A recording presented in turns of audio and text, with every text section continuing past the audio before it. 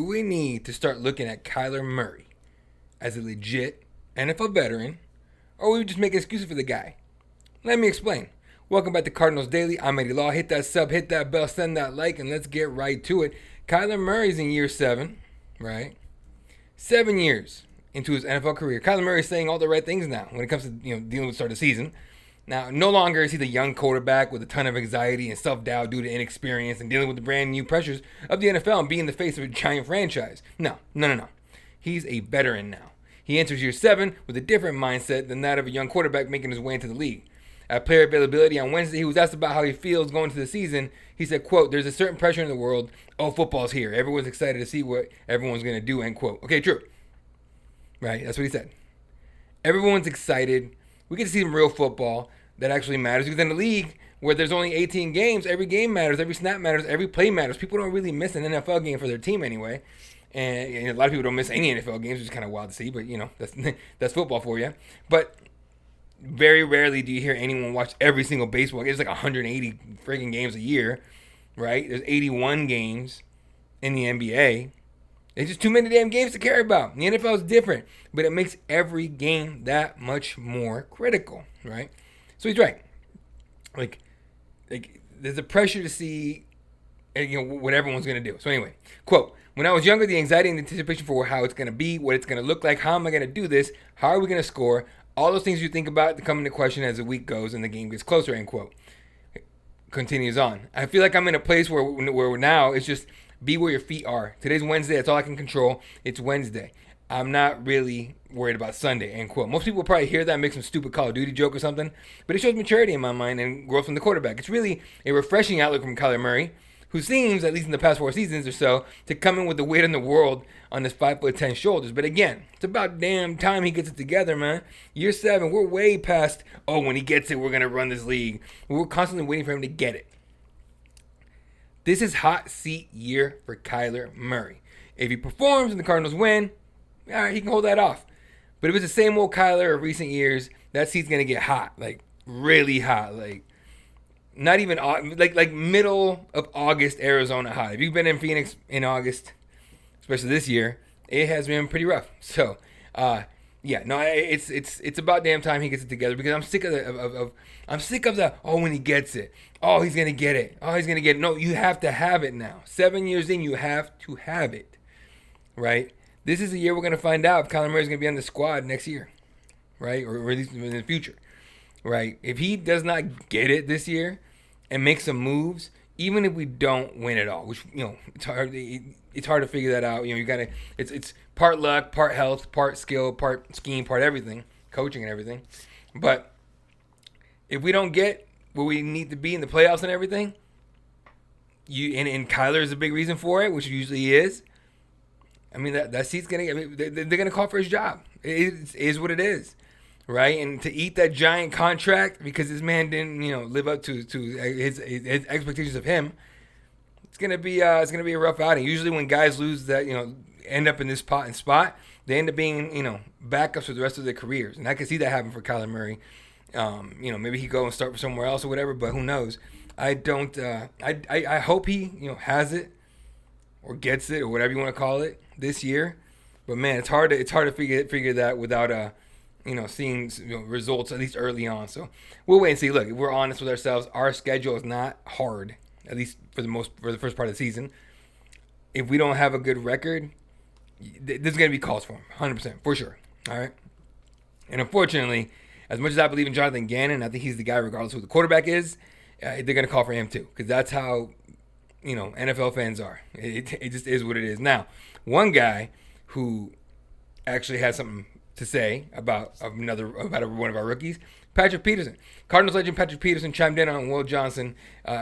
Johnson, who was thought to be a top 215 pick last year's draft, he fell to us in the second round coming off an injury. Now, Will hasn't been, I guess, what a lot of fans are expecting from him in the preseason. But cornerback's a different position. It's not quarterback. It's not receiver. Like, corner's a little different. But former top 5 pick, Patrick Peterson offers some words of wisdom when he appeared on Arizona Sports. He said, quote, "Stay patient. Stay patient because it's a long season. It's going to be a roller coaster, and you have to stay true to your technique in the process. The one thing Will is really good at is he plays well with his eyes. A lot of his interceptions came from off the ball technique and him breaking on the ball, end quote. There hasn't been a lot for Will Johnson to break off the ball onto. They haven't really tested him that much, and that's going to definitely absolutely change in the start of the season, right? I'm not going to sit here and tell you Spencer Rattler's the guy to test him, right? I think it's going to become later on when you have a real veteran quarterback, not a guy that went 0-6 just because he's the only quarterback with a pulse that was in that room when everyone else got injured. But either way, Will Johnson's going to have to prove what he has, and I think it's good to hear Patrick Peterson say that about him. And I'm really hoping Patrick Peterson's in his ear. Like, I hope Will Johnson reaches out to Pat P and and get some advice from him, because Patrick was very effective here even when our teams were not good. So it's something to definitely dive into in terms of your Will Johnson. Go check the Pat P, hang with him, get some pointers, get some knowledge. I wish corners, I wish all players would do that, right? Go find a vet. If you're a receiver, go find Fitz. If you're a quarterback, go find Kurt. If you're Warner, obviously. If you're a corner, Will, right? If you're just find something, right? It's good that we have Calais Campbell on here. He's one of those guys that those D-line guys to talk to. So wait and see here how that goes. But it's cool to see Patrick Peterson chime in on Will Johnson and with some words of encouragement. So and some wisdom, of course.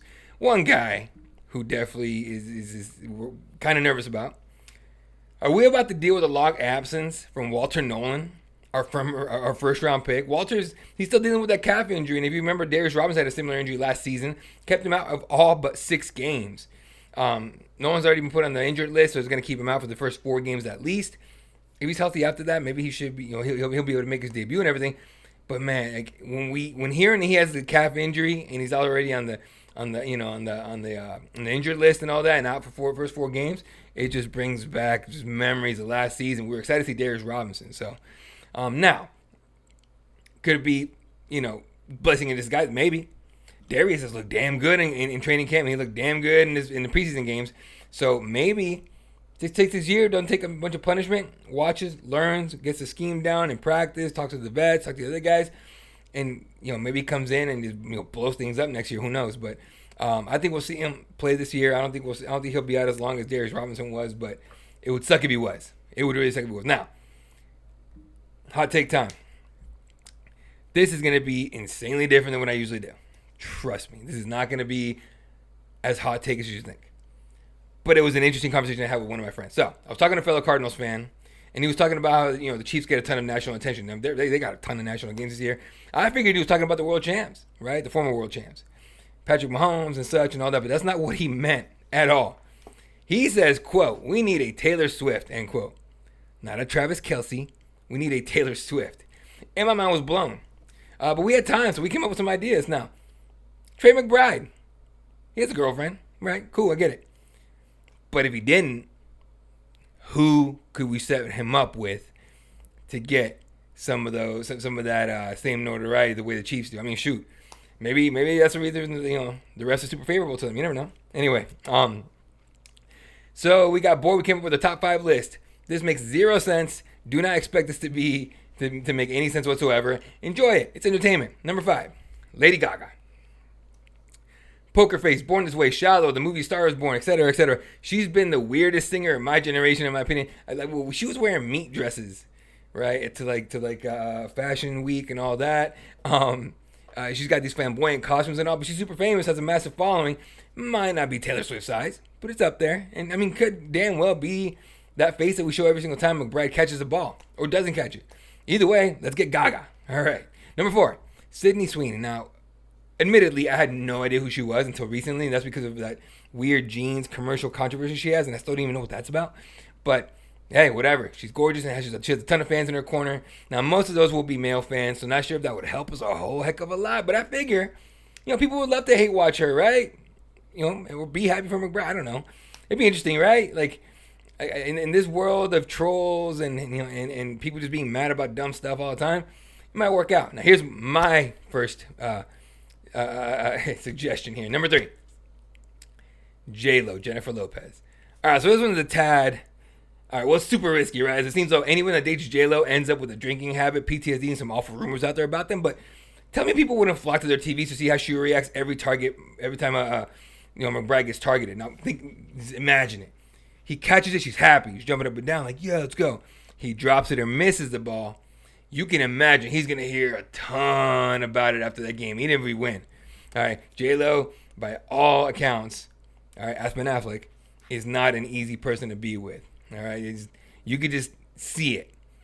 All right, so look, man, I would not wish that on you, Trey, in terms of just getting crapped on all the time. But if you're doing good, it's a win-win for you, bro. That chick ages like a vampire. Not at all. All right, number 2, Madonna. Never mind. I don't want to subject McBride to that whatsoever. All right, forget Madonna. Get that out of there. All right, number 1. As my buddy suggested, I had to research her and figure out who she was, but it made sense. Number 1, Sabrina Carpenter. From all I've gathered, you either love her or you hate her. And I haven't heard a single song she sings, but imagine the camera pans to her every time McBride catches a ball. Tell me people wouldn't tune into that. I mean, honestly, right? From all I've seen, she's controversial, and it works, all right? All right, so that was quite a weird segment. But hey, you can't tell me getting something like that going wouldn't somehow help the Cardinals, right? In all seriousness, man, all the best to Trey and his current girlfriend. But hey, Trey, if that ends somehow, I'm a top 10 ring wingman. Holla at your boy. All right, that is gonna do it for this episode of Cardinals Daily. I'm Eddie Law. Don't forget to hit that sub, hit that bell, hit that like, and leave a comment. See you all tomorrow. Cardinals are flying to New Orleans. Game on, just a couple days away. Go Cards.